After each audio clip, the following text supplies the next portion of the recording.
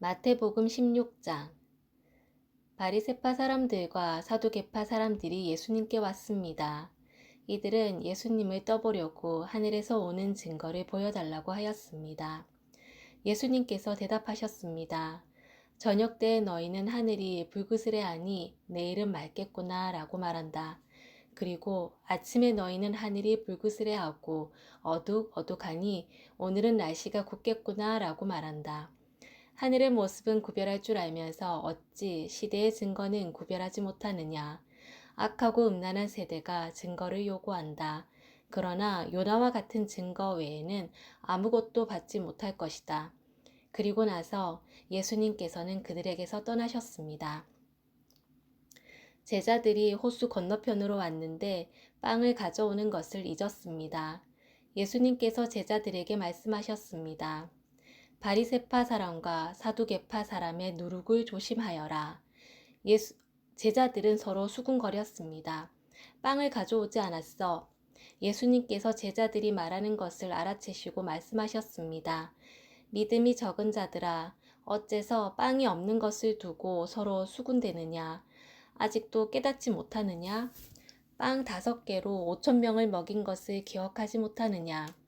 그때 남은 것을 몇 바구니에 거두어 드렸느냐? 그리고 빵 7개로 4,000명을 먹인 것을 기억하지 못하느냐? 그때 남은 조각을 몇 광주리에 거두었느냐? 내가 빵에 대하여 말하는 것이 아님을 어째서 깨닫지 못하느냐?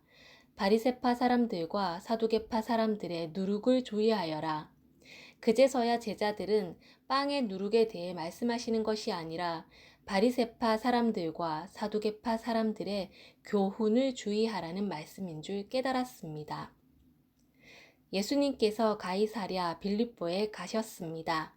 예수님께서 제자들에게 사람들이 인자를 누구라고 하느냐 하고 물으셨습니다. 제자들이 대답했습니다. 어떤 사람들은 세례자 요한이라고도 하고 또 어떤 사람들은 엘리야라고 합니다.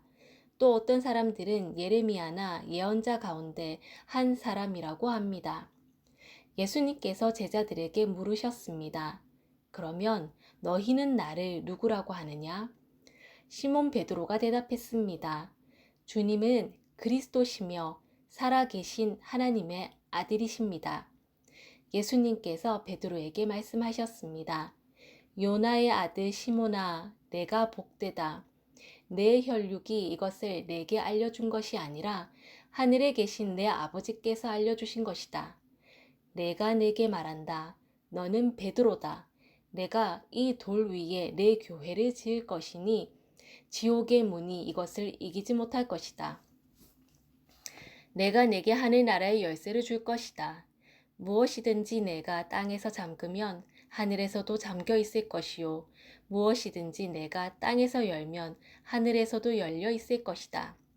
그리고 나서 예수님께서 제자들에게 자신이 그리스도라는 것을 아무에게도 말하지 말라고 엄히 일렀습니다.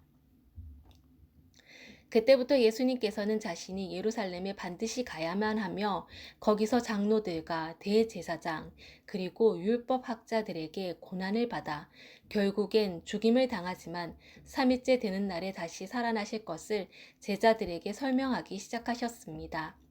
그러자 베드로가 예수님을 붙들고 말렸습니다. 절대로 그럴 수는 없습니다, 주님. 이런 일이 결코 일어나지 않을 것입니다. 예수님께서 돌아서며 베드로에게 말씀하셨습니다.